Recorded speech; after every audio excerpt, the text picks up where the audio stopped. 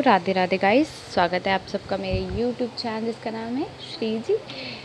आज जिस टॉपिक पर हम बात करने वाले हैं वो हमारा इससे पहले जो हमने टॉपिक पे बात की थी वो स्वस्थ वृत्त के किसके चैप्टर पे की थी, फर्स्ट चैप्टर यानी कि स्वस्थ वृत्त की निरुक्ति वगैरह जिसमें आई थी हेल्थ के बारे में।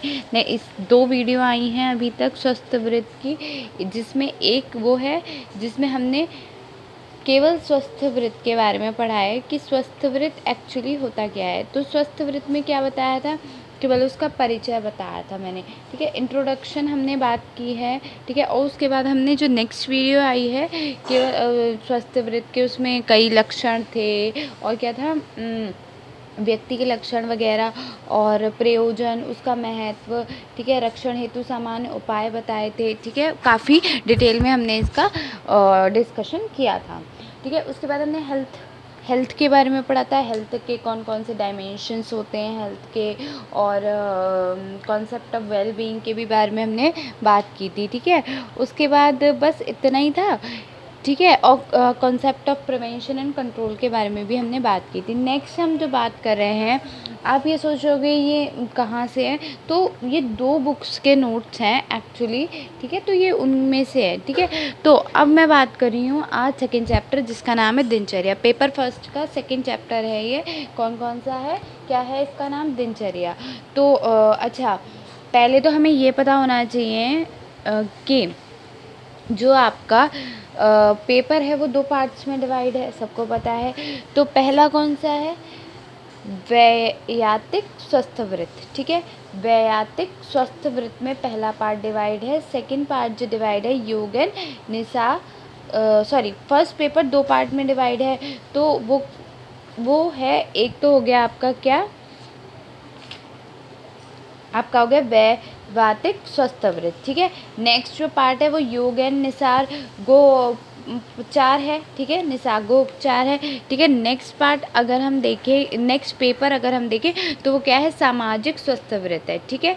नेक्स्ट पेपर जो है सेकंड पेपर वो क्या है, सामाजिक स्वस्थ वृत्त है। अब हम बात कर रहे हैं अध्याय सेकंड की जिसका नाम है दिनचर्या, ठीक है। तो दिनचर्या होता क्या है, दिनचर्या की परिभाषा और उसके महत्व वगैरह, ठीक है। और क्या हमें लेना चाहिए, क्या भेद है उसके, ठीक है। तो दिनचर्या सबको पता है, दिनचर्या कैसे, पहले निरुक्ति एज यूजुअल आती है आपकी, पहले परिभाषा निरुक्ति वगैरह ही आती है। तो दिनचर्या कैसे बना है, 2 शब्दों को मिला के बना है, दिन प्लस चर्या। दिन का मतलब होता है प्रतिदिन और चर्या का मतलब होता है आचरण। तो हम जो प्रतिदिन आचरण करते हैं वो होती है दिनचर्या, ठीक है। जो प्रतिदिन हम कार्य करते हैं, जो प्रतिदिन करने योग्य जो कार्य होते हैं वो क्या होते हैं, दिनचर्या कहलाते हैं। तो प्रतिदिन का ही नाम दिनचर्या हो गया आपका, प्रतिदिन की चर्या का नाम क्या है, दिनचर्या हो गया। नेक्स्ट जो ये सेकंड पॉइंट हुआ आपके अष्टांग हृदय के अनुसार भी आपको पता है कि जो हम रोज़ आहार विहार जो हमारे कर्म होते हैं करने के, वो हमारी दिनचर्या होती है। रेगुलरिटी जो हम कर रहे हैं काम, वो क्या हो गई, हमारे दिनचर्या। कैसे उठ रहे हैं, कैसे बैठ रहे हैं, कैसे हमने कब नहाए हैं, कभी उसमें क्या करा है, वो सब क्या होता है, आपकी दिनचर्या होता है, ठीक है। तो आचार्य चरक कहते हैं कि जो हमारी दिनचर्या होती है उससे हमारी आयु की वृद्धि होती है, ठीक है। जैसी हमारी दिनचर्या होगी, अगर हमारी स्वस्थ दिनचर्या ठीक है तो हमारी आयु में वृद्धि होगी, ठीक है। उसके बाद आयुष्कामय अध्याय में आचार्य वांगभट ने इसका वर्णन किया है। नेक्स्ट है आपका, अब हम अगर परिभाषा की बात करें तो क्या है, दिने दिनचर्या यानी कि जो हम, परिभाषा हो गई प्रतिदिन किया जाने वाला आहार विहार एवं चेष्टा जो कि अपने लिए हितकर हो, वो क्या है, दिनचर्या है, ठीक है। आचार्य सुश्रुत ने कहा है, उत्थातो योत्थाय सततम स्वस्थेना आरोग्य मिच्छाता दीमता यदनुष्ठेयम तत् सर्वम संप्रवश्यते। अर्थात क्या है कि सुबह उठकर क्या करेंगे हम? सुबह उठकर स्वास्थ्य एवं आरोग्य की इच्छा रखते हुए बुद्धिमान पुरुष जिन नियमों का पालन करते हैं वे सब दिनचर्या के अंदर वर्णित किए गए हैं। ठीक है, अब आ गया दिनचर्या का उद्देश्य और महत्व। तो दिनचर्या का क्या उद्देश्य हुआ?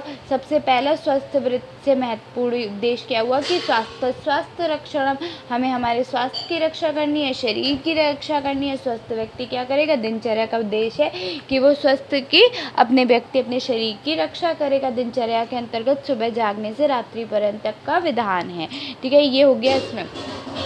ठीक है, अब इसमें आते कर्तव्य। कर्तव्य का क्या मतलब होता है कि हमें क्या कार्य करने चाहिए। तो कर्तव्य क्या क्या हो गया आपको? पहले ब्रह्म मुहूर्त में उठना चाहिए। ठीक है, उसके बाद क्या आएगा? उशापन। ठीक है, फिर क्या आएगा? मल मूत्र त्याग। ठीक, फिर क्या आएगा? दंत धावन, फिर आचमन, फिर मुख प्रक्षालन, फिर जिह्वा प्रक्षालन, फिर अंजन, फिर नस्यकर्म, फिर कबलगंडूष, धूम्रपान, तांबुल सेवन, अभ्यंग, व्यायाम, उद्वर्तन, स्नान, अनुलेपन और वस्त्र धारण। ठीक है, अब इसमें थोड़ा सा क्या है कि 2 बुक्स में अलग अलग है। जैसे कि ये एक बुक में ये हो गया कि ब्रह्म मुहूर्त, उशापन, मलमूत्र त्याग, आचमन, दंत धावन, जिह्वानिलेखन, मुख प्रक्षालन, अंजन, नस्यकर्म, कबलगंडूष, धूमपान, तांबुल सेवन, अभ्यंग, व्यायाम, उद्वर्तन, स्नान, अनुलेपन, वस्त्र धारण। दूसरी बुक में थोड़ा सा अलग है। पहले नित्यकर्म यह था, इसमें क्या है? इसमें नित्यकर्म यह था मलत्याग, दंत धावन, आचमन, मुख प्रक्षालन, व्यायाम, स्नान, भोजन, संध्याकालीन, रात्रि कालीन चर्या पालन की विधि का वर्णन किया गया है। ठीक है, तो ये ऐसे है। ठीक है, अच्छा, ब्रह्म मुहूर्त जागरण। अब नेक्स्ट हेडिंग आ गई आपकी ब्रह्म मुहूर्त जागरण। तो ब्रह्म मुहूर्त क्या होता है? ब्रह्म मुहूर्त क्या होता है? जो सुबह का सूर्य निकलने से सूर्योदय के 4 घड़ी का मतलब 1 घंटा 36 मिनट शेष रहने पे जो वो मुहूर्त होता है उसे क्या कहते हैं? ब्रह्म मुहूर्त कहते हैं।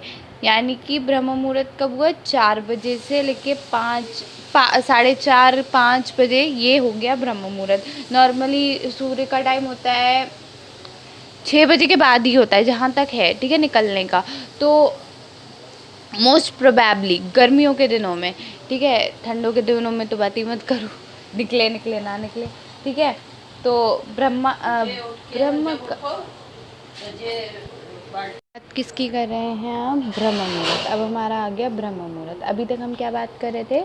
हम नॉर्मली दिनचर्या के जो इंट्रोडक्शन था उसकी बात की थी, उसके महत्व की और उद्देश्य की बात की थी। अब जो आ रहा है वो क्या है? ब्रह्म मुहूर्त, यानी कि फर्स्ट कर्तव्य जो हमारा है दिनचर्या में। ब्रह्म मुहूर्त क्या होता है? ब्रह्म मुहूर्त होता है कि जो हम स्वास्थ्य की एवं आयुष की रक्षा करने के लिए व्यक्ति को ब्रह्म मुहूर्त में जागना चाहिए। सबको पता है ब्रह्म मुहूर्त होता क्या है। एक्चुअली ब्रह्म मुहूर्त, पहले ये तो इसका वो हो गया कोड, अष्टांग हृदय ने भी यही दिया, अष्टांग सूत्र ने भी यही दिया, चरक ने भी यही कहा है, सुश्रुत ने भी, सब ने एक ही बात कही है। क्या कही है? कि स्वास्थ्य एवं स्वस्थ मनुष्य को, ठीक है, स्वस्थ मनुष्य को अगर आयु की रक्षा के लिए रात्रि का भोजन पच गया है अथवा नहीं, इसका विचार करने के बाद भी क्या ब्रह्म मुहूर्त में निद्रा का त्याग करना चाहिए। तो कब उठना चाहिए? ब्रह्म मुहूर्त में ही उठना चाहिए। अच्छा, क्यों? ये भी सवाल उठता है, ब्रह्म मुहूर्त होता कब है और ब्रह्म मुहूर्त होता कब है? पहले तो ये हो गया, ठीक है। दूसरा सवाल कि ब्रह्म मुहूर्त में ही क्यों उठना चाहिए? तो क्यों उठना चाहिए?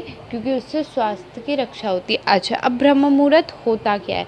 सबसे पहले तो ये सवाल आएगा कि ब्रह्म मुहूर्त होता क्या है। ब्रह्म मुहूर्त का जो समय होता है, अच्छा, हमारा जो दिन है, जो आई थिंक नहीं, मतलब जो है, हम एक दिन होता है, एक दिन में 8 याम होते हैं। 8 याम जो मतलब आचार्यों ने बताया कि जैसे कि अगर हम ऐसे हम कहते हैं एक दिन में 24 घंटे होते हैं, ठीक है, पर जो हमारे आयुर्वेद हो गए या जो हमारे सनातन धर्म हो गया या जो हमारी संस्कृति हो गई, जो भी चीज़ कह लो, उसने 8 याम माना। 8 याम 24 घंटे में कितना माना? 8 यामों में विभाजित किया गया है। 8 याम का मतलब होता है एक दिन और रात, ठीक है, एक दिन और एक रात, ठीक है। एक याम प्रहर, ठीक है, कितने मुहूर्त होता है? रात्रि भागो चतवा पादनो यमा, यानी कि एक याम प्रहर में एक जो, और उसको भी याम को भी क्या, एक याम में 3/4 मुहूर्त होता है, ठीक है, 3/4 यानी कि 3 घंटे ऐसे डिवाइड करो, कैसे 3/4, ठीक है, 3.5, ठीक है, 3 घंटे 3/4 मिनट कर लो, कुछ भी कर लो, ठीक है। 48 मिनट, ऐसे समझो कि एक याम जो होता है वो 48 मिनट का होता है, यानी कि एक मुहूर्त जो होता है वो 48 मिनट का होता है। 24 मिनट में 20/1/10 कला होती हैं, ठीक है। उसके बाद क्या होती है? एक कला में 30 काषाण होता है, एक काषणा में 15 मात्रा होती है, एक मात्रा में 0.8 सेकेंड होते हैं, ठीक है। जैसे कि अब एक सेकेंड में मॉडर्न के अकॉर्डिंग कितने सेकेंड्स होते हैं? एक मिनट में कितने सेकेंड होते हैं? 60 सेकेंड्स होते हैं, ठीक है। एक घंटे में कितने मिनट हुए? 60 मिनट हो गए। सेम ऐसे ही यहाँ बताया गया 8 याम है, जिसमें से 4 याम रात्रि के हैं, 4 याम किसके हैं? दिन के हैं, ठीक है। उसमें भी एक याम में 3/4 आवर्स होते हैं, ठीक है। उसके बाद क्या होता है? उसमें भी 48 मिनट का होता है एक याम, उसमें भी एक मुहूर्त होता है, ठीक है। 24 मिनट, एक घंटी में 20/1/10 कला होती हैं, ऐसे करके ही डिवाइड किया गया है, ठीक है। अब जैसे कि देखो 15 मुहूर्त कब हुए? दिन के 15 मुहूर्त हो गए, जैसे 6 AM 6 AM से 6 PM तक कितने मुहूर्त हुए आपके? 15 मुहूर्त हुए। अब वही 6 PM से 6 AM तक कितने हुए? 15 मुहूर्त हो गए, ठीक है। तो ये क्या हो गया आपका? 8 याम में ऐसे करके डिवाइड हो गया, 4 मुहूर्त दिन के, 4 मुहूर्त रात के, तो सॉरी 4 याम दिन के, 4 याम रात के, तो टोटल कितने हो गए? 8 याम हो गए। एक याम में 3 मिनट बाय 3/4 सेकेंड्स होते हैं, ठीक है। 3 मिनट नहीं, 3 आवर, सॉरी 3 आवर, ठीक है, 3 आवर 3/4 मिनट, ठीक है। फिर क्या है? रात्रि के 14वें मुहूर्त अर्थात रात्रि के 4 घंटी शेष रहने के समय से लेकर 2 घंटी शेष रहने के समय को ब्रह्म मुहूर्त कहते हैं, ठीक है। अब 4 घड़ी किस, अब इसमें बताया गया है रात्रि के 14वें मुहूर्त, अर्थात रात्रि के 14वें मुहूर्त में जब हम पहुंचेंगे, जैसे हमने बताया कि 6 AM से 6 PM 15 मुहूर्त हो गए, और 6 PM से 6 AM भी 15 मुहूर्त हो गए। अब जो रात्रि के जो 6 PM से 6 AM तक का समय है, जो रात्रि के 15 मुहूर्त हो गए, ठीक है। 15 मुहूर्त में, अच्छा अगर हम हिंदी के अकॉर्डिंग देखें, थोड़ा सा लॉजिकली बात करते हैं, जो हम मॉडर्न में देख रहे हैं वो क्या देख रहे हैं कि ब्रह्म मुहूर्त कैसे हो गया कि सूर्योदय से निकलने का समय, वो जितना टाइम होता है वो हम क्या कहते हैं? ब्रह्म मुहूर्त होता है, पर एक्चुअली में वो ब्रह्म मुहूर्त नहीं होता। तो सूर्योदय के ऐसे है, देखो एक जगह लिखा है कि रात्रि के 14वें मुहूर्त अर्थात रात्रि के 4 घंटी शेष रहने के समय से लेकर 2 घंटी शेष रहने के समय को ब्रह्म मुहूर्त कहते हैं। इसको थोड़ा और इजी करते हैं कि सूर्योदय के 4 घंटी घड़ी, यानी कि 4 घड़ी कैसे डिवाइड हुआ? 1 घंटा 36 मिनट शेष रहने के से लेकर जो 48 मिनट, यानी कि 48 मिनट एक मुहूर्त शेष रहने तक के समय को ब्रह्म मुहूर्त कहते हैं। 1 घंटा 36 मिनट से लेकर, ऐसे ही मॉडर्न के अकॉर्डिंग समझो कि अगर ब्रह्म मुहूर्त हो रहा है 6:15 का, ठीक है, और आपका सूर्योदय उससे 6:15 AM से जो 1 घंटा 36 मिनट से पूर्व से लेकर उससे पहले 48 मिनट का वो समय कंप्लीट होगा, वो क्या कहलाएगा? आपका ब्रह्म मुहूर्त कहलाएगा। ठीक है, अब नेक्स्ट देखो निरुक्ति। ठीक है, यही मुहूर्त क्या कहलाता है? आपका ब्रह्म मुहूर्त कहलाता है।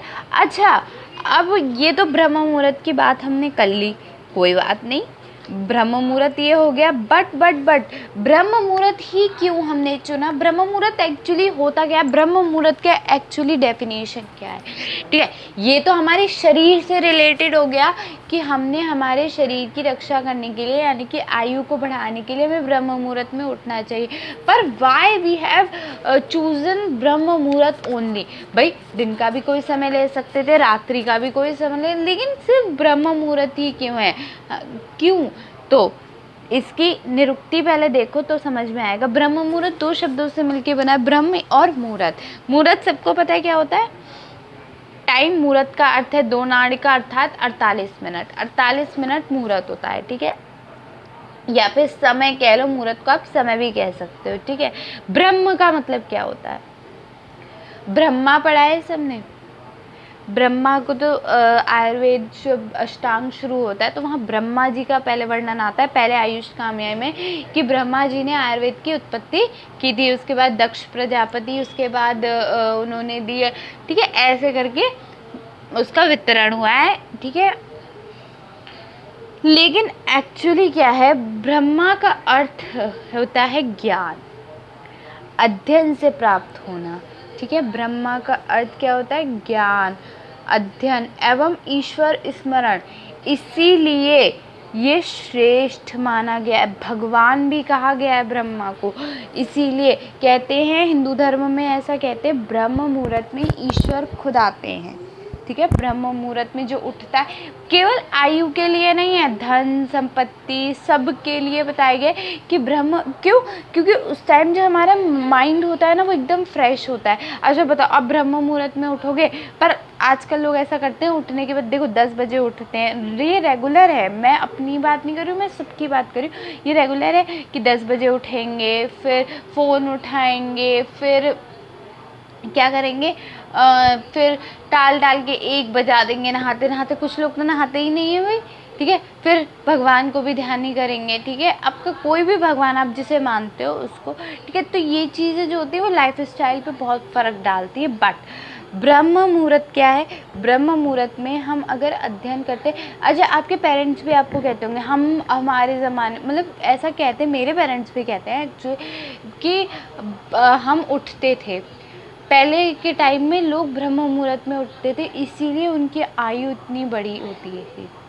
लेकिन अब क्या होता है? मेहनत करते थे अपने शरीर को पूरी लाइफ स्टाइल्स इतने नहीं थे पहले, ऑब्वियस सी बात है। अब आए हैं, लाइट आई थिंक बहुत पुरानी हो गई है, बट ये फ्रिज ज़्यादा पुराना नहीं है, काफ़ी टाइम तक हम लोगों के यहाँ नहीं था, तो हम लोग के सामने खुद आया है।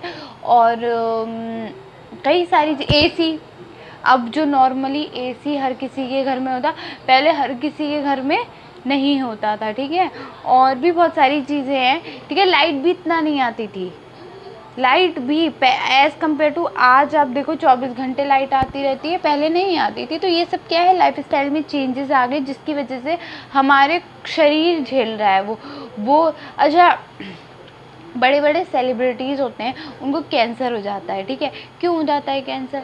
भाई क्यों? क्योंकि वो प्रकृति के संपर्क में आए ही नहीं, इतने ज़्यादा एडिक्टेड हो गए हैं चीज़ों के, इतने ज़्यादा एडिक्टेड हो गए हैं अपनी फैंसी लाइफ स्टाइल की, कि उन्होंने बिल्कुल प्रकृति को छोड़ दिया। और जो बिल्कुल प्रकृति को छोड़ देगा, उसका शरीर उसका साथ कभी नहीं देगा।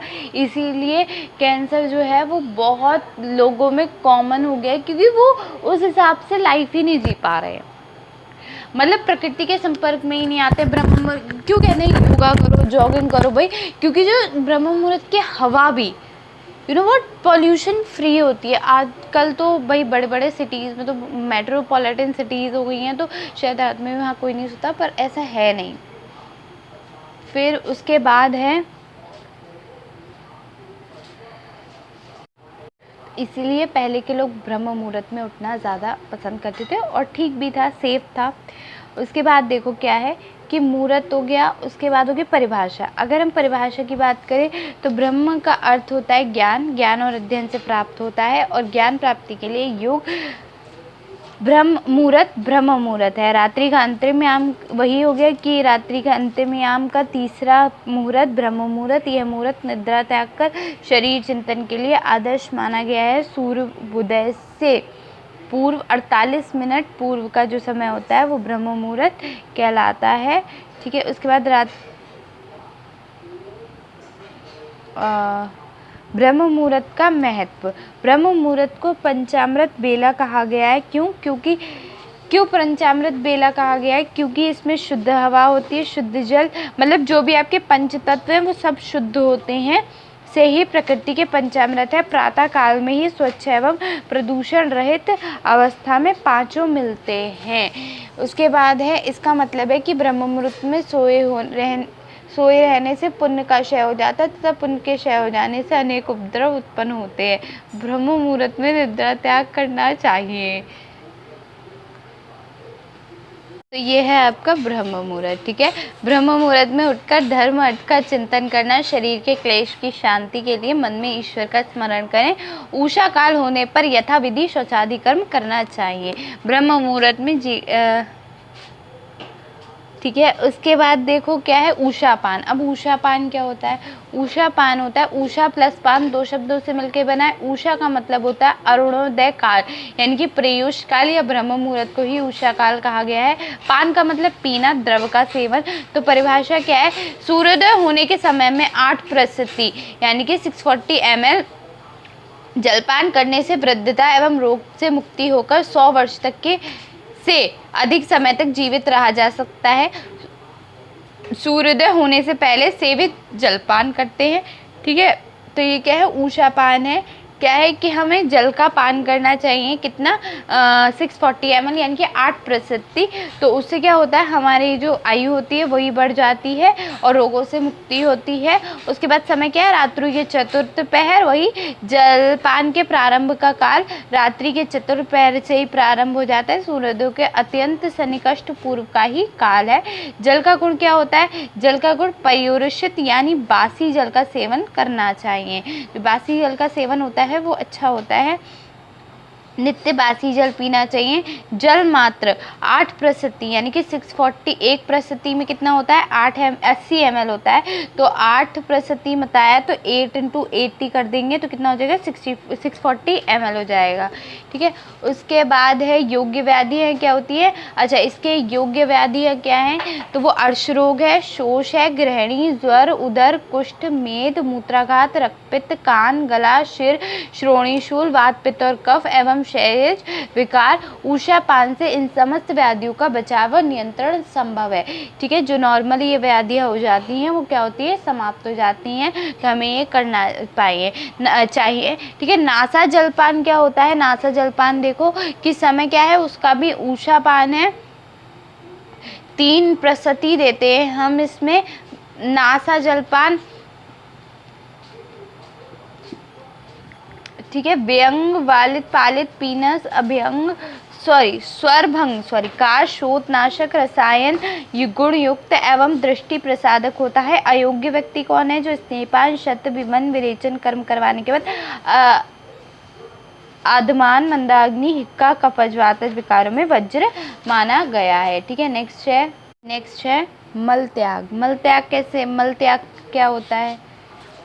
अभी तक हमने बात की है ब्रह्म मुहूर्त की और आपका उषापन की। अब हम बात कर रहे हैं मलमूत्र त्याग की। तो मलमूत्र त्याग में क्या क्या होता है कि वही कि हमें हमारे जो मलमूत्र का वेग हो वो प्रतीत होने पर दिन में उत्तर दिशा और रात्रि में दक्षिण दिशा में त्याग करना चाहिए। ठीक है, उसके बाद क्या होता है, मौन धारण करके करना चाहिए। मल त्याग सार्वजनिक स्थानों पर नहीं करना चाहिए, अन्य कार्यों में ध्यान नहीं होना चाहिए। ठीक है, आते हुए वेग को त्यागना चाहिए। ठीक है, रोकना नहीं चाहिए। उद्देश्य क्या है, दिनचर्या में इसका उल्लेख करने का कारण ये है कि मल वेग धारण से पिंडलों में ऐंठन, प्रतिशय्या, शीर्षूल आदि होता है। ठीक है, तो क्या होता है कि इससे क्या होता है, शीर्षूल आदि होता है। ठीक है,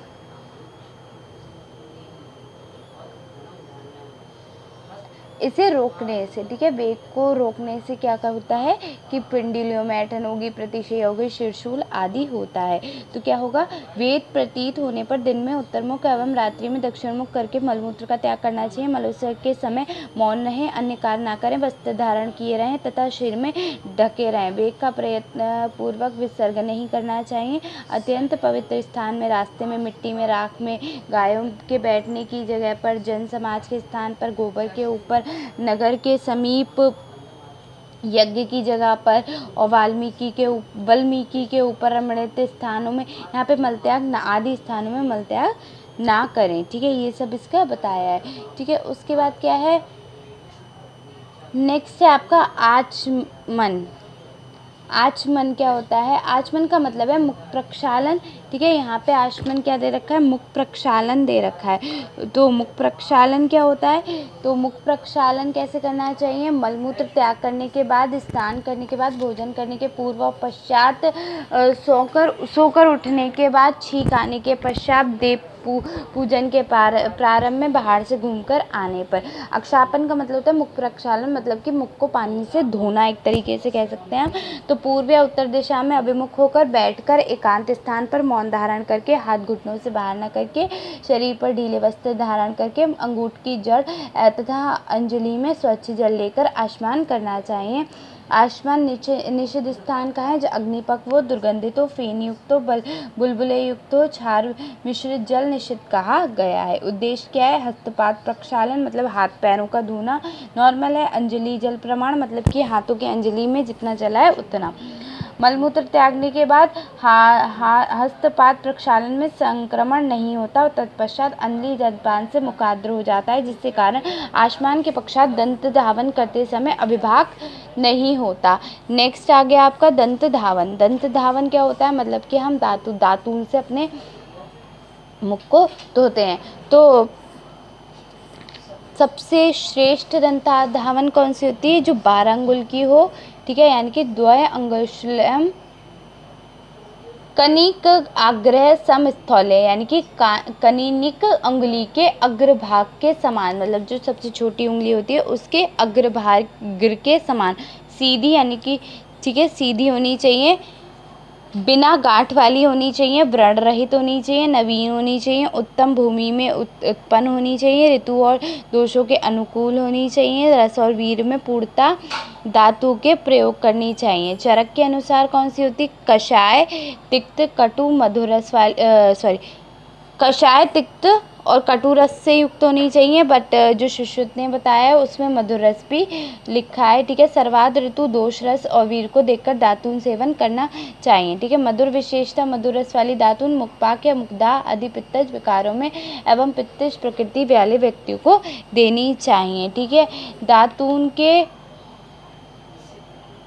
फिर दातून कैसी होनी चाहिए, देखो कषाय में खदिर, मतलब कौन से पेड़ वाली होनी चाहिए, तो कषाय में कौन सा है, खदिर है। वृक्ष देखो खदिर हो गया,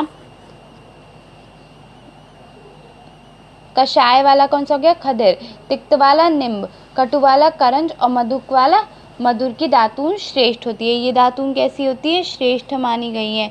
ठीक है, उसके बाद जो आपके वृक्ष हैं, और भी वृक्ष हैं जैसे वट, असन, अर्क, करवीर, करंज, सर्ज, इरमेद, अपमार्ग, मालती, कुकुम्ब, यानी कि अर्जुन की दातून लेनी चाहिए।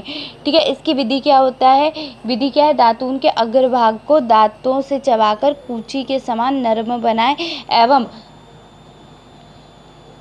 मसूड़ों को नुकसान न पहुंचाते हुए प्रातःकाल और सायंकाल सोने से पूर्व दांत साफ करें। उसके बाद चूर्ण या कल्क किसके लेने चाहिए? सुश्रुत ने जो बताया है वो बताया त्रिफला, त्रिकटु, त्रिजातक, तेजबला के चूर्ण शहद व तेल के साथ दांतों पर दातून द्वारा रगड़ने का निर्देश दिया है। ठीक है, और आपके और भी बताया है, नहीं यही है। ठीक है, अष्टांग संग्रह में जो बताया है वो अष्टांग संग्रह में है। वाप यानी कि कुष्ठ, त्रिफला, त्रिकटु, त्रिजातक के चूर्णों में शहद में मिलाकर दांतों पर मलना चाहिए।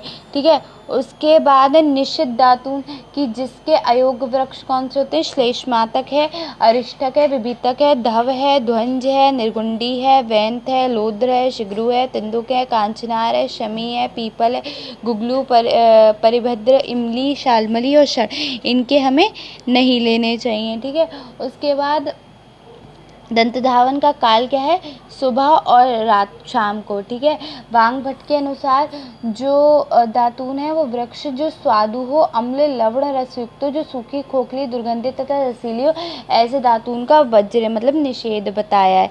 ठीक है, और निषेध कौन सी दातून का बताया है कि गला, तालू, ओठ एवं जिह्वा के रोग, मुखपाक, श्वास का सिक्का और वमन से ग्रसित तथा दुर्बल, अजीर्णावस्था में भोजन किए, मूर्छा एवं मद से पीड़ित, शिरशूल से दुखी, प्यासे, थके हुए, मद्यपान की थकावट से युक्त, कर्णशूल और इनको दातून नहीं करनी चाहिए। इसके लाभ क्या है कि दांत, जीवा में मुख के मैल व दुर्गंध का नाश होता है, भोजन में रुचि उत्पन्न होती है, मुख की मलिनता दूर हो जाएगी, दुर्गंधता नष्ट हो जाएगी।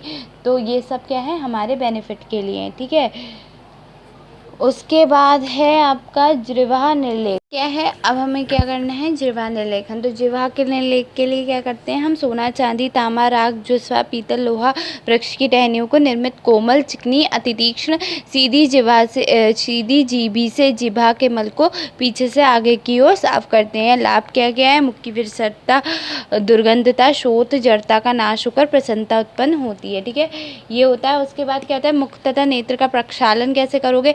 मुख का प्रक्षालन हम पहले बता चुके हैं। ठीक है, नेत्र का प्रक्षालन क्या होता है कि स्वस्थ व्यक्ति को दंत धावन, जिह्वा लेखन के बाद मुख प्रक्षालन भी करना चाहिए और जिह्वा का नेत्र का प्रक्षालन भी करना चाहिए। ग्रीष्म और शरद ऋतु में शीतल जल से और अन्य ऋतुओं में उष्ण जल से करना चाहिए। ठीक है, उसके बाद क्या है? इससे क्या होता है? लाभ क्या होता है? नीलिका, मुक्षोष, पीड़िका, व्यंग तथा रक्तपित्त का नाश होता है, मुख लघु होता है, सुंदर दिखाई देता है एवं नेत्रों की ज्योति क्या होती है? स्थिर होती है। अब क्या है? अंजन कर्म।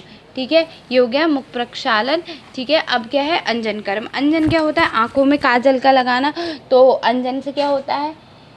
चक्षु अग्नित्व प्रधान होती है, महत्व है इसका। अतः उसका जो कफ यानी कि जल तत्व से विशेष विकृत होने का भय रहता है, इसलिए श्लेष्मा के स्त्रावार्थ स्वस्थ व्यक्ति को अंजन का प्रयोग निर्दिष्ट है।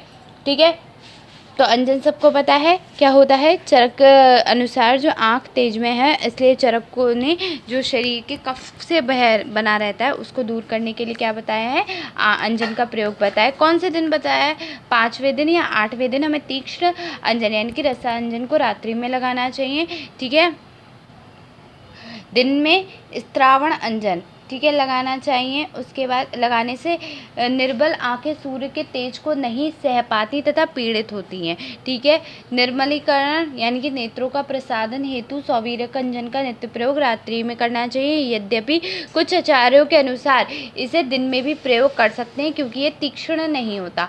महर्षि सुश्रुत ने सिंधु नदी से उत्पन्न स्रोतो अंजन को उत्तम माना है तथा इसके प्रयोग को दाह, कंडू, मल, क्लेद, रुजा का नाश होता है, नेत्रों में तेज जाता है तथा वायु और धूप को सहने की शक्ति प्राप्त होती है। इसके प्रयोग से नेत्र रोग उत्पन्न नहीं होते। अंजन के अयोग कौन कौन होता है? जो भोजन व सिर के स्नान करने के पश्चात वमन एवं वाहन से श्रांत मतलब उतरे हों अभी या जा रहे हों तो नहीं करना चाहिए। रात्रि में जगे हुए एवं ज्वर से पीड़ित व्यक्ति को अंजन नहीं लगाना चाहिए। लाभ क्या है? धूल आदि से मैले हुए सौर आदि की तेल वस्त्र आदि से घिसने पर स्वच्छ होता है और उसी प्रकार अंजन से मनुष्य की आंखें निर्मल होकर स्वच्छ आकाश में चंद्रमा के समान चमकती हैं।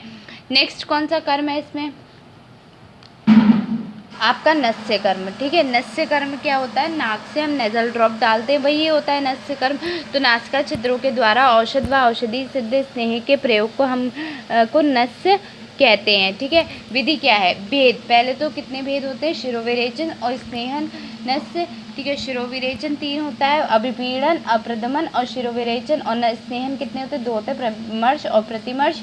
ठीक है, वांग भट्ट के अनुसार कितने होते हैं, मर्श, प्रतिमर्श, प्रदमन और अवपीड़न। ठीक है, उसके बाद चरक के अनुसार कितने, नावन, अवपीड़न, ठीक है, धूम और प्रतिमर्श। ठीक है, नावन में क्या आता है, स्नेहन और शोधन, अवपीड़न में आता है शोधन और स्तंभन, ध्यानपन में रेचन, धूम में शमन और तर्पण और वैरचनिक। ठीक है, और प्रतिमर्श में कोई नहीं आता। ठीक है, स्नेहनस 2 प्रकार का बताया, मर्श और प्रतिमर्श। मर्श क्या होता है, मर्श में हम नासा से स्नेह के वेग को खींचने पर स्नेह का कुछ अंश मुख तक पहुंचाया जाए, वह प्रतिमर्श नस का प्रमाण कहा जाता है। 2 बिंदु प्रतिमर्श नस की मात्रा होती है, मतलब बूंद बूंद हम डालते हैं। ठीक है, उसके बाद मात्रा कितनी होती है, 2 बिंदु कही जाती है, मात्रा 2 बिंदु तक। ठीक है, यह मात्रा उतनी है जितनी शांत या समावस्था में स्थित हो, दोषों का प्रकोप ना हो। सबको पता है हम उतनी ही मात्रा देते हैं नस की जो कि हमारे उसके लिए सही हो। दिनचर्या पालन हेतु प्रतिमर्श नस का प्रयोग किया जाता है। इसमें कौन सा तेल लिया जाता है, अणु तेल का प्रयोग किया जाता है। क्या करते हैं हम, उसमें प्रत्येक बूंद काय के नासा के द्वार में डालते हैं, जिसे नित्य प्रति किया जाता है। नस में प्रयुक्त किया गया स्नेह जब थोड़ी छींक आने पर भी मुख द्वार में आ जाए, तब उसे प्रतिमर्श नस को ठीक प्रमाण में जानना चाहिए। ठीक है, नेत्र कड़वा नासिका के रोग में हम इसका प्रयोग नहीं करते। लाभ क्या है, वली, खालित, पालित, मन्यस्तंभ, शिरशूल, अद्रत, हनुस्तंभ, पीनस, अद्रवभेदक, शिरकंप रोगों में इसका लाभ होता है। शिर की अस्थियाँ, स्नायु, कंडरा, धमनियाँ एवं शिराएं बलवान होती हैं। मुख प्रसन्न व तेजस्वी हो जाता है। स्वर स्निग्ध, स्थिर, महान, गंभीर व मधुर हो जाता है। सभी इंद्रियाँ निर्मल, स्वच्छ एवं अधिक बलवान बन जाती हैं। नस के काल कौन से होते हैं, काल देखो, नस के काल किसने बताए हैं आपके, सुश्रुत ने बताए। ठीक है, काल तो सुश्रुत ने कितने काल बताए, 14 काल बताए। कौन कौन से बताए, प्रातः काल जगने पर। तो प्रातः काल जगने पर क्या है, रात्रि में एकत्र नासिक स्रोत के मल को नष्ट करता है तथा मन में प्रसन्नता लाता है। दंत धावन के पश्चात भी बताया है, तो ये क्या करता है, मुख में सुगंधता उत्पन्न करता है घर से बाहर जाते हुए। तीसरा है, पहला हो गया प्रातः काल जगने पर, दूसरा दंत धावन करने पर के पश्चात घर से बाहर जाते समय, व्यायाम के पश्चात, मैथुन के पश्चात, मार्ग आगमन से शांत होने के पश्चात, मूत्र त्याग के पश्चात, अधोवायु त्याग करने के पश्चात, कवल के पश्चात, अंजन के पश्चात, भोजन के पश्चात, वमन के पश्चात, दिन में सोकर जगने के पश्चात और सायंकाल। ठीक है, तो हमने क्या पढ़ा, प्रातः काल में रात्रि के एकत्र जो नासा स्रोत में मल नष्ट हो जाता है और मन में प्रसन्नता आती है। दंत धावन के पश्चात मुख में सुगंधता उत्पन्न करता है। घर से बाहर जाते समय क्या करता है, धूम व धूल से बचाता है। व्यायाम और मैथुन के पश्चात थकावट को मिटाता है। मार्ग आगमन के शांत में भी थकावट को मिटाता है। मूत्र त्याग के पश्चात और अधोवायु त्याग करने के पश्चात क्या है, दृष्टि का भारीपन नष्ट हो जाता है। कबल के पश्चात और आपके अंजन के पश्चात नेत्रों में निर्मल करता है। भोजन के पश्चात स्रोतों में शुद्ध करता है और एवं शरीर में लघुता लाता है। वमन के पश्चात स्रोतों में चिपके हुए कफ को निकालकर भोजन में रुचि उत्पन्न करता है। दिन में सोकर जगने पर क्या करता है, शेष निद्रा भारीपन मल को दूर करता है और चिंता में एकाग्रता उत्पन्न करता है। सायंकाल में सुखपूर्वक निद्रा लाता है एवं जागता है। ठीक है, नेक्स्ट जो है वो क्या है, फिर क्या है आपका कवल और गंडुश। ठीक है, कवल और गंडुश क्या होता है, आचार्य चरक ने भी बताया है, अष्टांग हृदय में भी बताया और सुश्रुत ने भी बताया। तो कवल और गंडुश क्या होता है, हम मुख में जितनी मात्रा लें उतनी मात्रा को घुमाई जा सके उसे कवल कह सकते हैं, और जो घुमाई नहीं जाती उसे क्या कहते हैं, गंडुश कहते हैं। ठीक है, उसके बाद शारंगधर के अनुसार कवल करने के लिए कल्क का प्रयोग किया जाता है। गंडुश के लिए क्वाथ, जल, स्वरस, फांट आदि का प्रयोग किया जाता है। कवल में औषध को मुख में रखकर घुमाना चाहिए, जबकि गंडुश में मुख को ऊपर करके उसे केवल धारण करना चाहिए जब तक कि मुख, नासिका व नेत्र से कफ का स्त्राव ना होने लगे। स्नेही, प्रसादी, शोधन एवं रोपण भेद हैं इसके। ठीक है। भेद कौन कौन से हैं? 4 प्रकार के होते हैं। स्नेह गंडुष जो वात दोष को दूर करता है, शमन गंडुष जो पित्त दोष के लिए, शोधन गंडुष किसके लिए है? कफ दोष के लिए, और कफ लेखनार्थ है, रोपण दोष के लिए, मुख व्रणनाशक है। ठीक है। प्रयोग विधि, लाभ देखो पहले, ठीक है।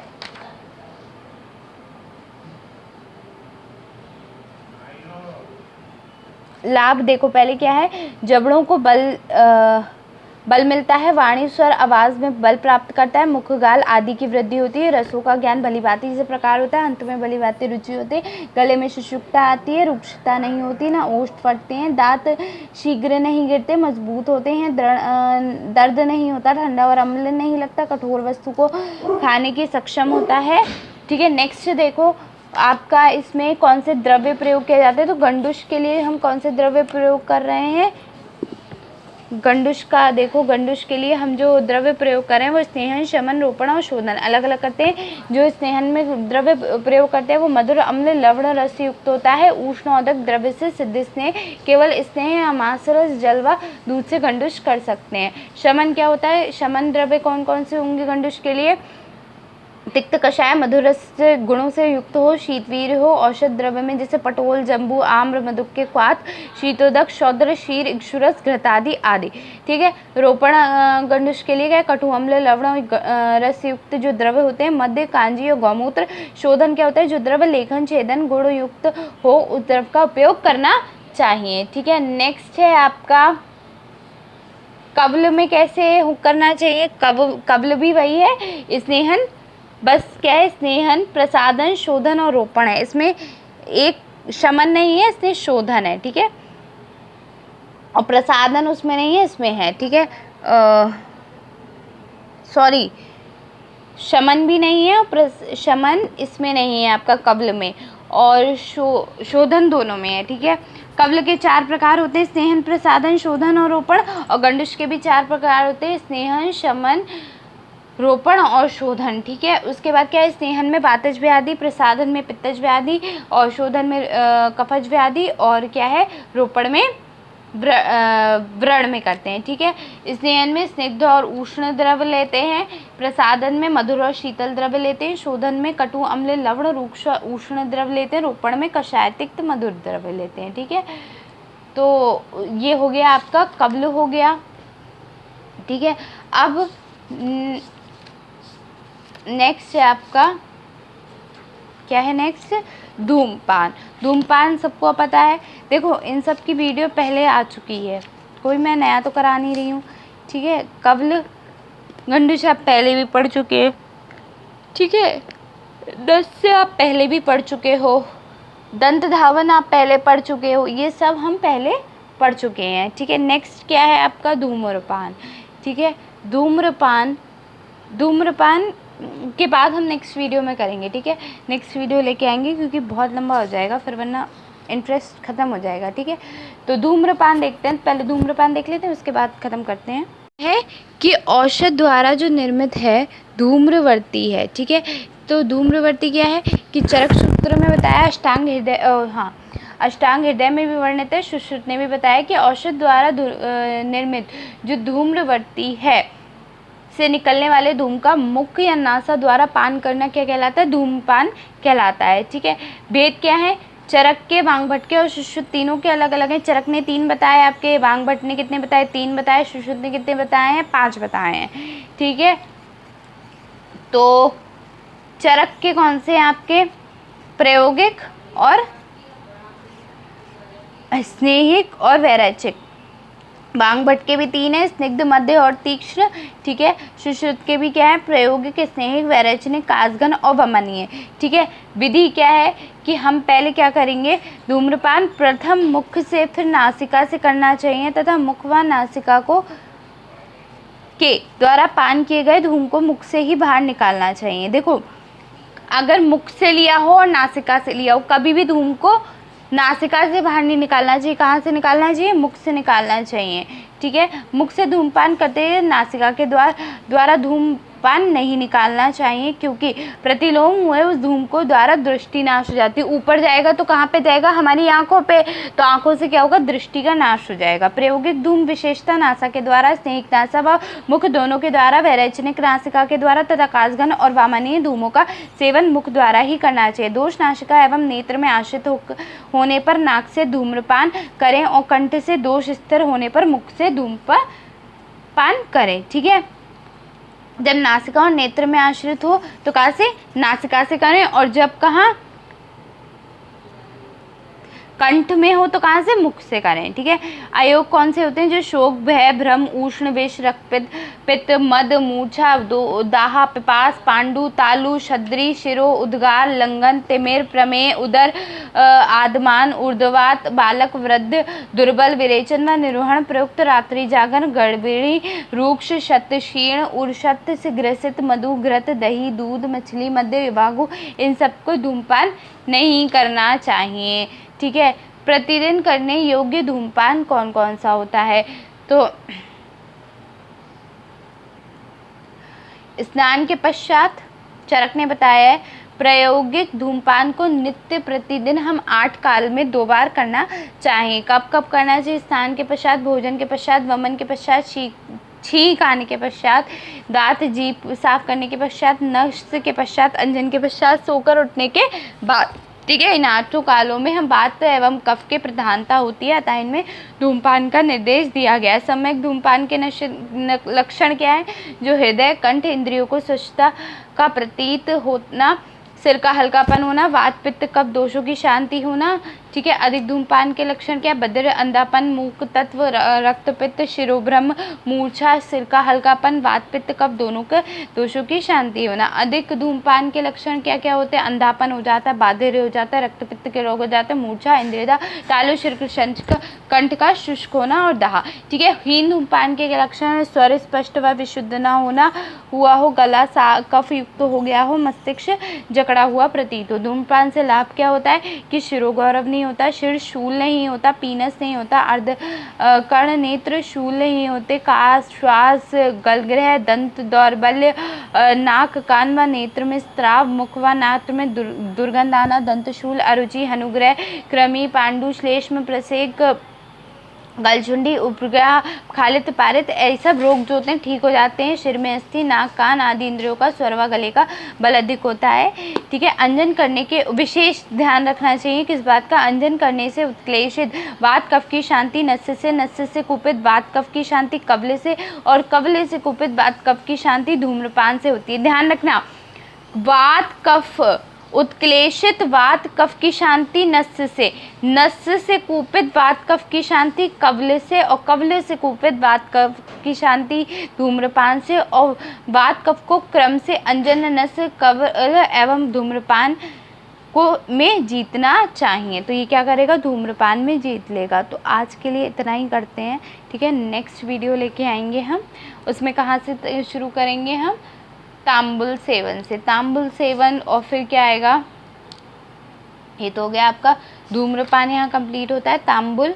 तांबुल के बाद और भी जो है क्या क्या है? अभ्यंग हो रह गया अभी तो आपका, और फिर अभ्यंग के बाद क्या आता है? व्यायाम इम्पॉर्टेंट है। ठीक है, व्यायाम के बाद स्नान के बाद क्या आएगा?